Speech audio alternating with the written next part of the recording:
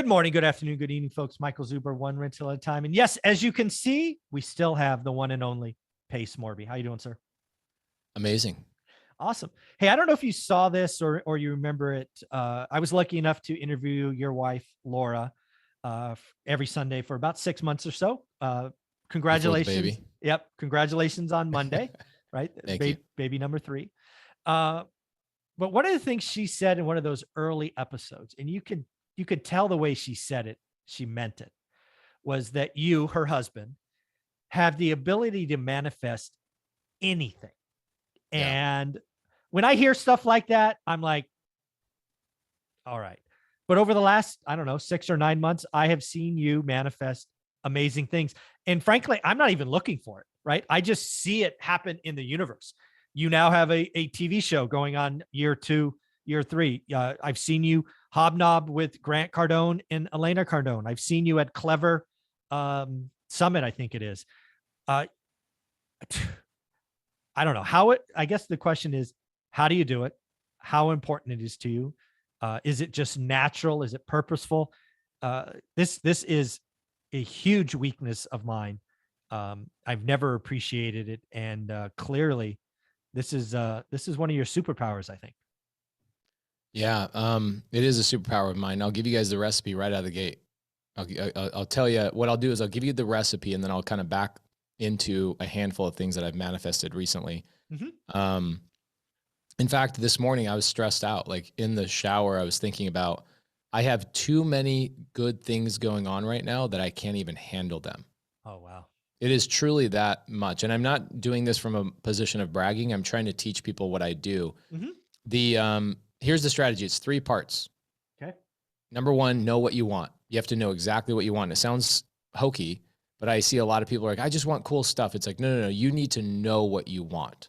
You need to know, and you need to write it down. And so I have in my goals, I'll give you guys like kind of a brief look at where I put my goals. I put my goals in my notes on my iPhone. Okay. Makes sense. Yeah. And I update them usually monthly. So I break it down and it just looks like this. Really simple. Guys, it's kind of washed out, so you guys are not gonna be able to see it perfectly, but I have it broken down with family, personal, brand, assets, and then I have income, and then I have relationships that are on my target. People that I am going after that I respect.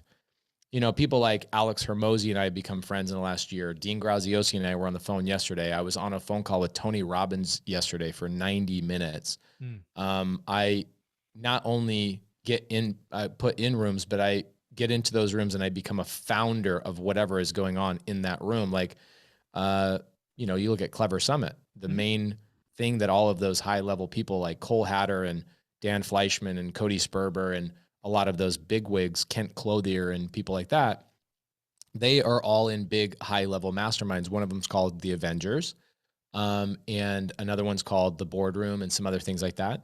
I get into those rooms and I become, they go based on what I bring to the room, which I'll go into in a second with my recipe. I not only became an Avenger, I became one of the 9 founding members of a mastermind that's been around for a couple of years because of how much value I brought to the table. Wow. And I'll tell you what I do. So I know what I want by listing out my goals. Yep. Okay. And I think about this intently. Because for, I would say my 20s, I have this powerful engine. I just want to work all the time. My biggest superpower, I think at the end of the day, is the second I get off or I stop working, I start feeling guilty that I'm not working. That's it. I'm constantly feel guilty that I'm not working. Some people would look at that as a weakness, but I truly enjoy every minute of what I do. And so, it's not work for me, but yesterday, I got home, flew home Friday night from a week-long tour of Texas, get home at 11. Laura and I hang out. And then the next morning I'm on Zooms with people and helping people out from 5 o'clock to about 11 o'clock in the morning. And then now it's 11 o'clock in the morning. It's time for me to spend time with my family. I go upstairs, I'm kissing on the girls and doing all that kind of stuff. And I immediately go, hey, sweetheart, she goes, what's wrong? What's wrong? And I go, I don't know. And she goes, I know what's wrong. You want to work. You just want to work. I go, yeah, I do. She's like, well, what can we do together that can help you work? And so my wife that encourages me, let's go do family stuff while you're working simultaneously. And that could be visiting properties. That could be doing a whole bunch of things, right? So I want to work. I desire to work. But in my 20s, I would put all this energy and time into just working, but I didn't know what I was necessarily working towards. So for me now, I would say the last 8 years, I know very specifically what I want, and I go after those things with intent. So here's how I do it. So number one, know what I want. Number two, find out who's going to help me get it. And I'll give you guys some really good stories here, okay? And then number three, find out a way to serve that person. That is truly my recipe. So number one, know what you want. Number two, who's going to help you get it? And number three, how do I serve them? Which seems counterintuitive to most people. They go, wait, wait a minute. What about the things that you want? Guys, I'm telling you, everything you want is in somebody else's pocket. Wow.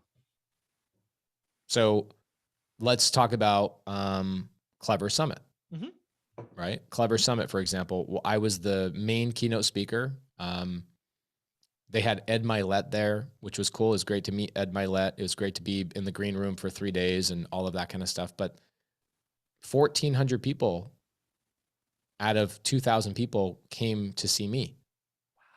And why is that? It's because here's what happened. Cody Sperber, check this out. This is crazy. This is the kind of stuff this is why these things work out for me. So Cody comes to me a couple months ago, probably 4 or 5 months ago, and he goes, this is the last Clever Summit I'm ever going to do. I'm done. I've been doing it for basically 11 years, and it's time for me to hang up my hat. I see guys like you and other people coming up in the ranks that are going to do better events and change more lives than I have the possibility of doing. I'm like, what? That's weird that you're saying that to me. You're one of my heroes. You're one of the people that have been in the business carrying the torch for a long time. Okay. And I immediately go, how can I help you? How can I get you what you want? And he goes, I want to fill the room with 1,200 people that are ready to learn, ready to, change their lives. And I go, no problem. So I knew, and I know that I want access to doors that Cody Sperber has access to. I see him flying around the world with all sorts of very high level people. I go, I want those relationships, but I want Cody to want to give them to me. I don't want to text Cody and say, can you introduce me to this person? Can you introduce me to this person? I've never done that in my life. What happens is Cody thinks of me as he's going through his Rolodex, or he has a conversation with somebody. He's constantly thinking about, how can I give this relationship to pace? So how did I do that? Did I ask for it? No. I earned it. And this is what I did. So I go to my audience and I go, hey, audience, here's what I'm going to do. I'm going to create an NFT. Okay. So now I'm doing something fun that I want to do. I'm going to create an NFT that only the people who come physically to Cody Sperber's event will have ownership of. And now NFTs in general are not that cool to me. It's just digital artwork. It's whatever. But what I've done is I took the first subject to deal that will ever be turned into an actual NFT, and I've given my NFT holders real life utility of ownership of a house. Now, what's cool about that is that the NFT project is set out to take the cash flow, take the appreciation and the growth of that one asset, compound it, buy a second one, buy a third one, buy a fourth one, et cetera, and teach people how to even hold an NFT.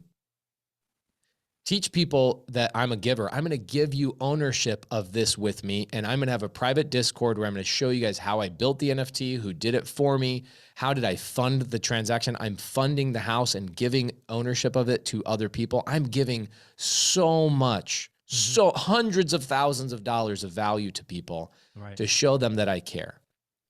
And so I did that so that I could fill the seats at Clever Summit.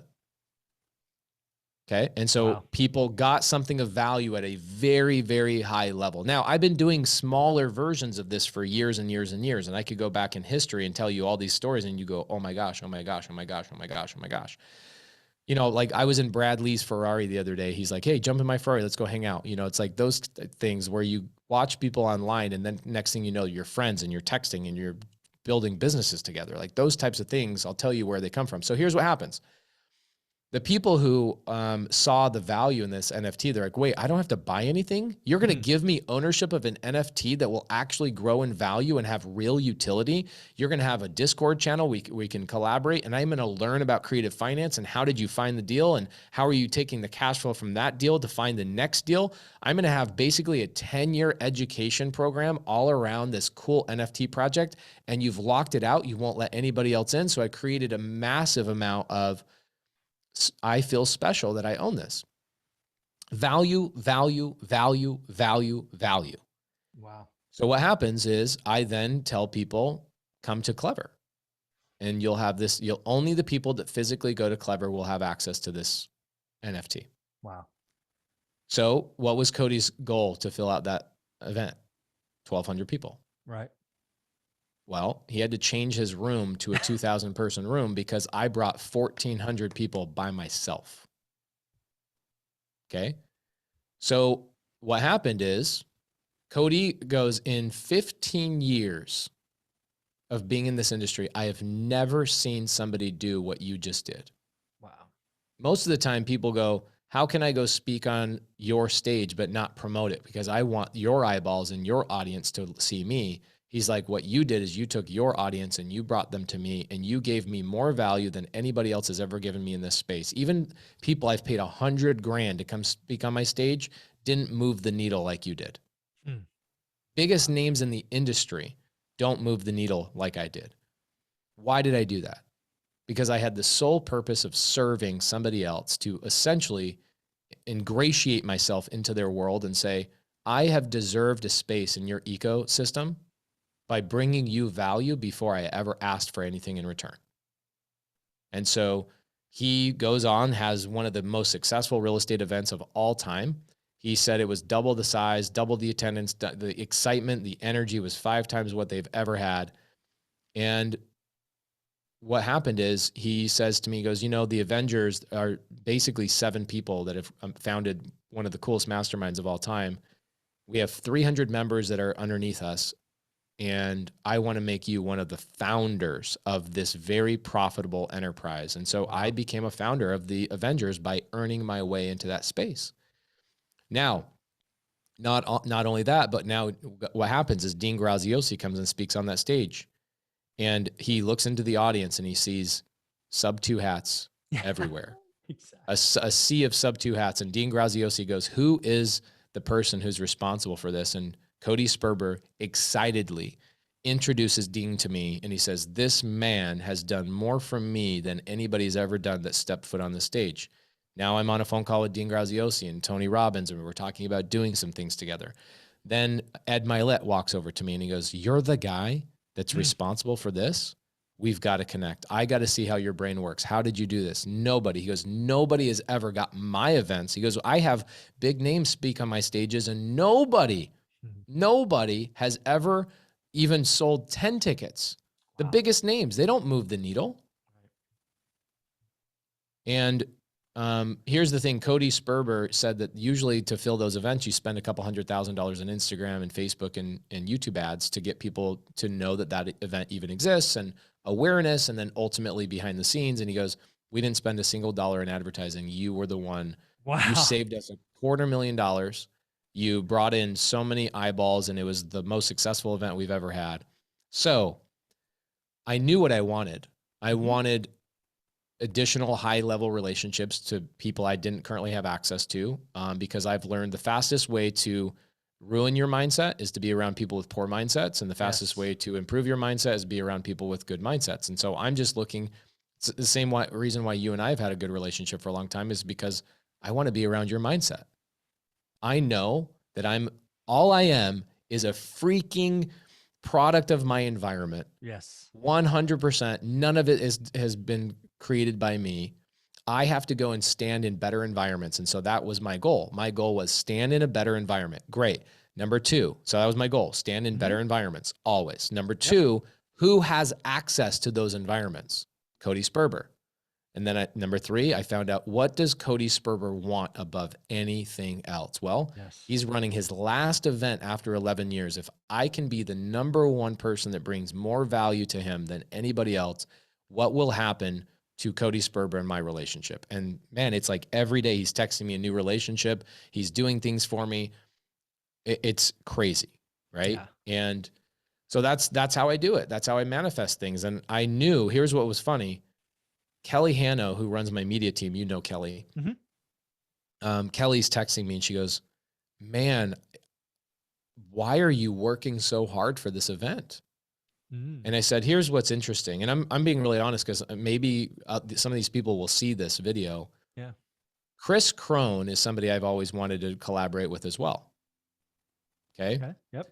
I've wanted to collaborate with him, but in order to collaborate with Chris, it costs a lot of money to get into that door. And for me, I go, I don't want to be the person cutting the check. I want to be the person that attracts so much attention by bringing value to somebody else that Chris Crone goes, I want that guy to bring value to me as well, and have Chris Crone reach out to me. And I literally wrote this down on my manifesting. So Cody Sperber puts this event text thread together. All of the 30 speakers that are speaking on this, every single one of them are all in a group thread. We're talking about the event coming up. And Cody Sperber just keeps going. It goes, Pace sold another 200 tickets. Pace sold another 400 tickets. Pace just sold 800 tickets in the last 2 hours. Oh my gosh. And every single one of those speakers, and I told this to Kelly before that text thread was open, I said, this is what's going to happen.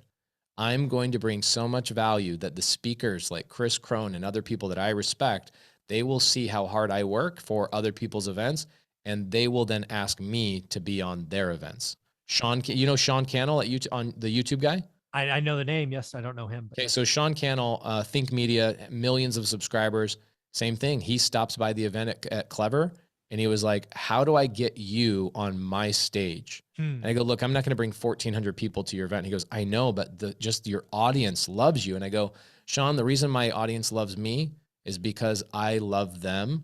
And I bring them more value than anybody else. And I work and I slave away every day thinking, how do I provide value to them? So I'm now on stage next month with Gary V. Wow. Alex Hormozy, Patrick Bet-David, and a handful of other really big names. I'm one of like 7 people that are getting to stand next to these people on stage. And it all came from, I knew what I wanted. I want to stand in better environments. I knew exactly who was going to give it to me. And I knew exactly what they wanted, and I delivered what they wanted at a high, like crazy high level that it gained attention. And that's just something I've done in the last 60 days. Yeah, exactly. It's only been 60 days. This is amazing. It was the same. I'll tell you real quick on the Grant Cardone thing. The Grant Cardone thing was really interesting as well, is that, you know, Grant Cardone, he's basically on the verge of becoming a billionaire, right? He owns billions of dollars of assets, but, you know, he has investors and stuff like that. So he's on the verge of becoming a billionaire. He will be. So it was another one of those things where I go, how do I collaborate with Grant? The things I appreciate about every individual person, I consider you a mentor of mine. I consider Grant Cardone a mentor of mine. I mean, bro, anything I learn from other people and I look up to for the things that you teach other people, I consider you a mentor as well. Wow. And it was, you know, when Jamil and I went to your office in Fresno those years ago, I was like, man, I'm like here at the promised land. I'm here at the holy Fresno headquarters. Like, I've always respected people that have brought value to me and led me down a better path. And so Grant, one of the things I've learned from Grant more than anything is how to deal with the negative energy in your life and how to recognize it and for what it is. Yep. Haters, people that are jealous, all of those types of things. And if you just type in Grant Cardone on YouTube and you say Grant Cardone haters, he has a series of like 18 videos that I've watched so many times. And so I always told myself 5-6 years ago, I want to collaborate with Grant. Well, Grant's a big boy. Oh yeah. And I mean, there's people that write $100,000 check to Grant to get a 45-minute conversation with him. Yes. Okay. So what I did is I said, here's what I want. I want a relationship with Grant Cardone. I don't want to be on his YouTube and his podcast as like a one-time whatever. I want to have a relationship with Grant Cardone with something I wrote down. So I then said, what does Grant want? Right? Because that's number one. I know what I want. Who's going to get it for me? Well, Grant obviously is going to get that for me. And then number 3, what does Grant want? I know what Grant wants. He wants eyeballs. Right. Grant wants eyeballs. He wants to raise private capital for all of his multifamily endeavors. That's what Grant wants, right? So here's what's funny is a couple of years ago, I was like, how do I do this? how do I do this? I'm like, well, I'm just going to double down on my YouTube. I'm going to try and get attention by building a community, you know, all the things that I'm already doing. And then we get a TV show. Okay. So we get a TV show out of all this hard work and all of this. We manifested a TV show, which was really, really cool. Mhm. And now here's the difference. This is an interesting thing. This took a little bit more time to manifest. It took a couple of years to really get that going. And I have been introduced to Grant in parties and events and masterminds multiple times, but Grant meets a lot of people. And so 90% of people are forgetful, including me.